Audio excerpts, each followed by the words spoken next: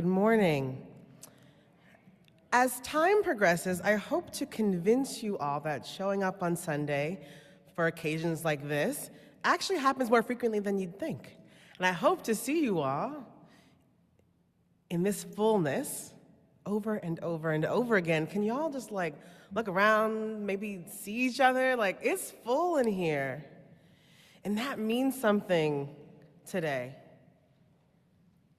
That there are this many people committed to this thing we call love and justice. That perhaps you've just felt isolated this week, and this is a place where you feel perhaps a little less alone. I just felt like I couldn't move forward without that. In 2001, Reverend Ian Ritter and Mark Hayes put a short and simple but profound Buddhist meditation to music. It landed as hymn number 1031 in Singing the Journey, the Teal hymnal. The Buddhist metta meditation uses these words: "May I be filled with loving kindness. May I be well. May I be peaceful and at ease. May I be whole."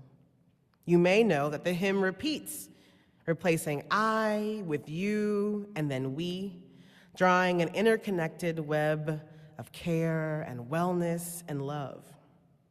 What a beautiful image. A world where we are at ease, communities filled with loving kindness and peaceful. Can you imagine us well? Can you picture it? If you can't, I implore you to keep trying. It's imperative to what comes next. But it's also true that after the work of imagination and intention setting, that we must take action.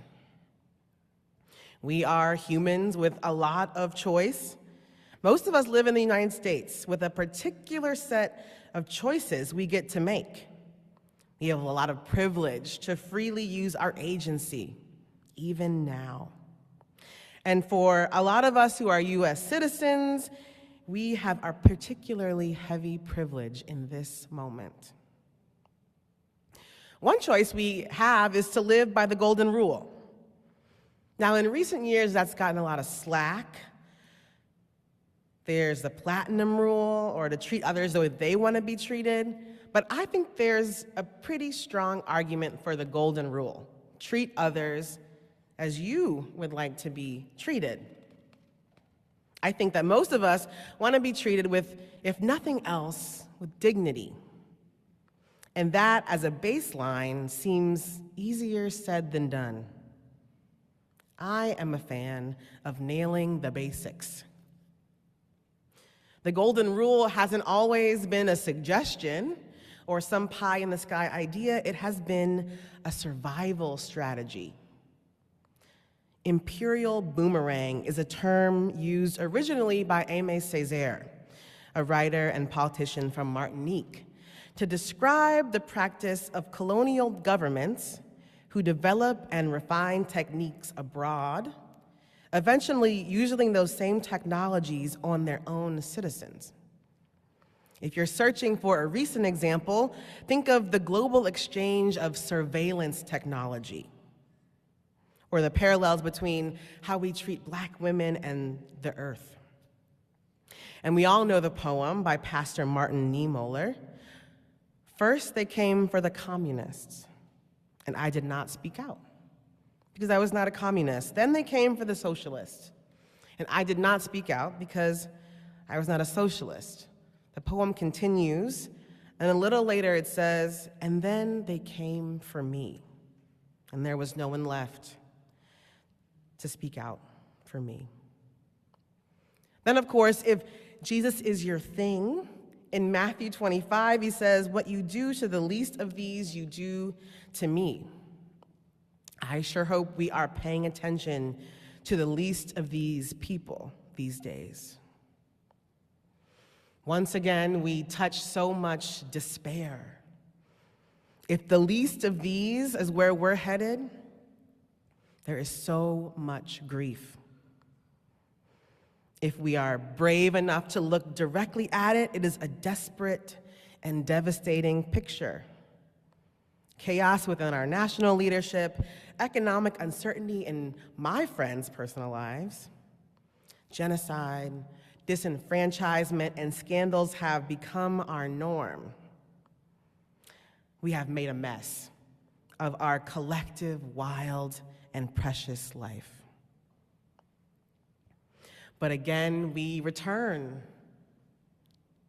to this place, to the place that proclaims, "May I be filled with loving kindness.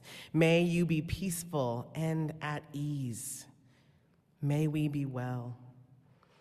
We set our intention on this heavy privilege and this holy responsibility. And we remember that we are belonging to a much greater cast of characters. As I've spent time getting to know the Fourth Universalist community, I am reminded of the beauty of our pluralism and of how love has many languages. In the Christian mystic tradition, we are buoyed by the words of Howard Thurman. In The Sound of the Genuine, Thurman invites us to listen so deeply to ourselves and our own belonging that we come to experience ourselves inside of the world story, that we turn down the chaos and listen to the hum, that we let all of our performances of goodness and worthiness fall away and move with our most intimate truths. And if we can manage this rigorous discipline that requires showing up day in and day out, then he says that having made that pilgrimage, I see in me what you see in me, and the wall that separates and divides will disappear. And we will become one because the sound of the genuine makes the same music. In the language of nature, we are reminded that we are fractals. What happens at the smallest level, like spirals and branches, and those jagged boundaries are replicated in larger and larger systems. Apparently, it's also called self-similarity, where each smallest unit looks like a tiny version of the larger whole. In the language of nature, a shift in the tiniest unit causes rippling effects to the whole, which is to say that communities like Fourth Universalists can have a powerful impact beyond our imagination on the systems in which we are a part. When we move differently through conflict, through harm, through governance, we make more possibilities for everything around us. In the language of arts, we are invited into the project of universalist solidarity. The novelist Joseph Conrad describes the conditions in which one finds universal solidarity as conditions of both solitude, or the sound of the genuine, and through shared work. Universal solidarity, then, is the magnificent, opulent, fantastical realization that we need each other. Furthermore, that our lives are tethered in glorious, tragic, and mysterious ways, whether we like it or not. As artists, which I consider us all to be, he assigns us the task of speaking to what he says, the subtle but invincible conviction of solidarity that knits together the loneliness of innumerable hearts to the solidarity in dreams, in joy and sorrow, in aspirations, in illusions and hope and fear, which binds people to each other, which binds together all humanity. But perhaps more importantly, we know this intimately as Unitarian Universalists. We know this as love. It's woven into the foundation, into the very bricks that built this place. It's in our hymnals and worship services happening all across the world. It's love that is the impetus for our pluralism. It is love that foregrounds our generosity. It is love that ignites our transformation. It's love that is, in and of itself, that heavy privilege and holy responsibility. I would hate to paint a picture of life and community grounded in love as one of exclusively of ease. You know, the sort of commercialized love we've all been sold. If you love someone, it just should come. It's easy. I would hate for us to leave here thinking that our job of loving is ever done.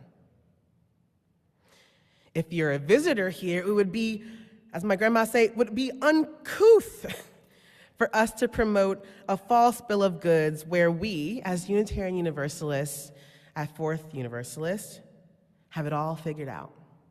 Trust me, we have more questions than answers in this tradition. But that's exactly what I trust about our Unitarian Universalist history, about this community, about you all gathered here. I trust our process. How we go about the business of belonging to each other.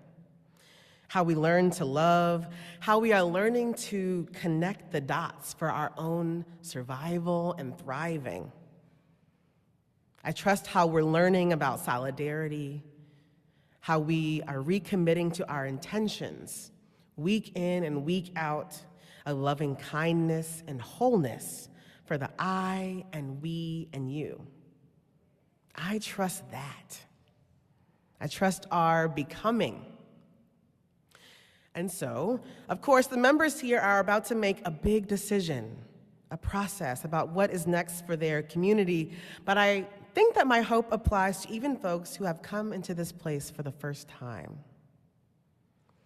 May we, with all of our heavy privileges, our resources, our capacities, our gifts and talents, our advantages earned and unearned, our dispensations and rights, show up to our holy responsibilities to be stewards and active participants in any and all processes of belonging to one another, love, solidarity, liberation, and hope.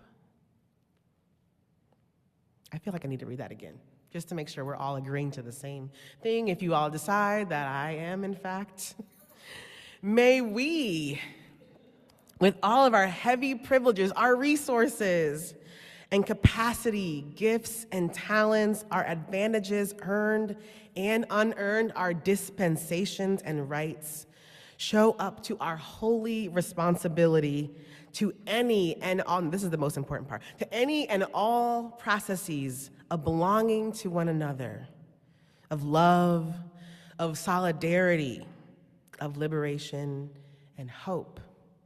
May it be so. Amen and Ashe.